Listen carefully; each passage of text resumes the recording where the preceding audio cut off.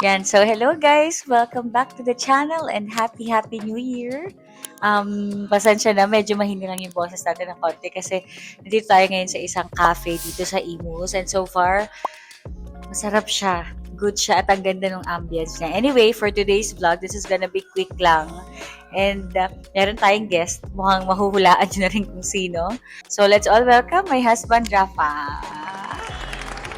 Hello! Hello guys, ako si Rafa sa mga hindi pa nakakakilala. Kilala ka na nila. Okay, Nix, gusto ko lang itanong. Ano yung mga bagay na ginawa mo to start this year right? Meron ka ba mga tips sa kanila? Well, una, yung last week, nag-prayer and fasting kami. Sa mga hindi nakakalam, Christian kami ni Clau. So, nag-prayer and fasting kami. Prayer and fasting is, syempre, fasting is, hindi muna kami kakain ng food or one meal per day or yung iba for a whole day sila kumakain. Water lang talaga. So, kanya-kanya namang dealings with the Lord or kanya-kanya conviction or covenant kay Lord. Pero kami, one meal. Tapos yun, doon kami. Tapos prayer. Dapat kasabay niya yung prayer. Sabi nga ng pastor namin, pag nag-fasting ka lang tapos walang prayer, nag-diet ka lang. So, yun. Doon kami nag-start. Tapos, second siguro na ginawa ko is yung naghanap ng community for accountability sa mga goals na isa-set or sinet, which is important yon guys kasi para merong mag-check sa inyo kung ginagawa mo ba yung goals nyo or ginagawa mo yung mga dapat mong gawin. Oo. Tutulong din sila para ma-encourage kayo, ma-push kayo pag napagod kayo. So, pangatlo naman is sinulat ko. Malamang sinulat para may babalikan ka kung ano ba yung ginol ko from the start ng year. Yun yung mga ginawa ko to start the year. Ikaw, Ate Clau. Ano kasi? Pero I agree. Halos parehas naman din kasi kami ni Rafa kung paano namin sinimulan. No? Pero I agree dun sa prayer and fasting na very important siya to set the mood for this new year. Kasi, syempre, galing tayo sa mga past celebrations, no? Pagod, parang, syempre, saya din naman natin yung time na yun. Kaya lang, as we start the year, maganda kasi yung parang we also rest and take this time to be alone para makapag-meditate tayo, makapag-reflect tayo, and of course, maset talaga natin ano bang direction natin for this year. Kasi parang ako, na-share ko rin to sa kanya na parang this year, I am in this posture of surrender. Na, Lord, ano bang gusto mo? Whatever yung gusto mo this year, go. Kasi diba parang may mga times kasi ako before na, Lord, gusto ko to, pero parang this year, it's kind of different kasi parang, na-share ko sa'yo, diba, na parang, hindi siya yung sobrang, ito yung, parang hindi siya more of ganon. Ito yung year na parang, talagang sinurrender ko yung lahat kay God na Lord, whatever yung gusto mong gawin ko, saan ako pupunta, bahala ka. And prayer and fasting really help sa bagay na yun, diba? Kasi mas narinig natin. Yun. So, siguro follow-up question ko lang sa asawa ko ay, anong mga ginol mo this year? Kahit isa lang, siguro may be physical, spiritual, or whatever. Kahit alam ko naman na. Isa sa ginol ko, beyond sa mga career or personal, spiritual naman talaga yung una. Pero more on inwards kesa sa rather than gusto ko makamit to, gusto ko ma-achieve to, magawa to, gusto ko mag-earn ng ganito.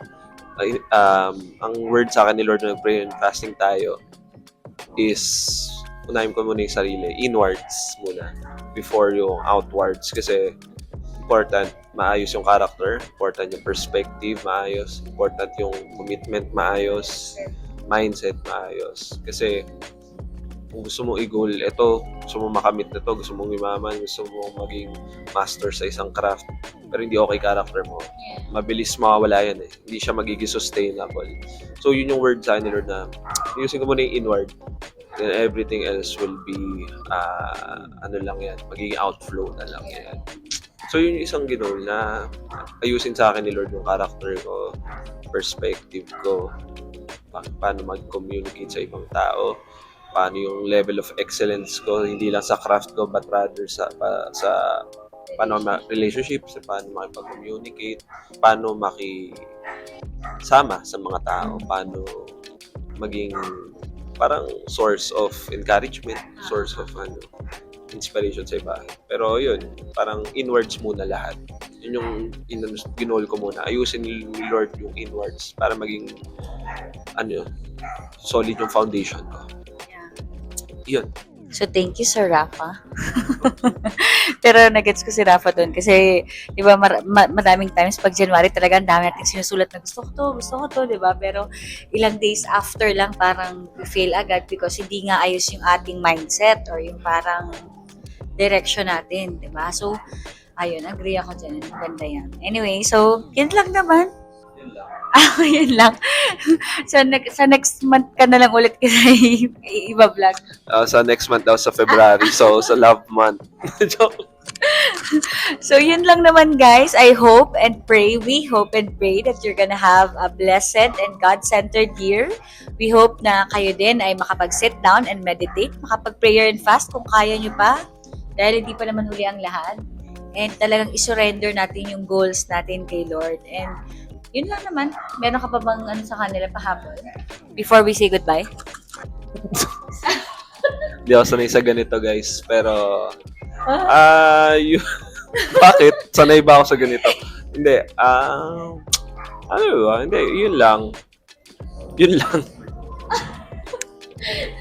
Hindi, unahin nyo lang muna yung i-set right yung sarili nyo with yourself and with God. So, yun. Yun lang naman. Everything else will follow. Yeah. So, Ano? back to you. Ano pa siya, naninibabi siya kasi first time yun lumabas dito sa vlog. But anyway, yun lang naman guys. That's it for today's video and we hope to see you again sa ating next vlog. Pasensya na late tayo. May kailangan lang tayong mas unahin. So, thank you Sir Rafa for guesting here sa ating vlog. Again, see you guys and happy New Year. Magkikis ba? Ay, Bye. Happy New Year. Bye.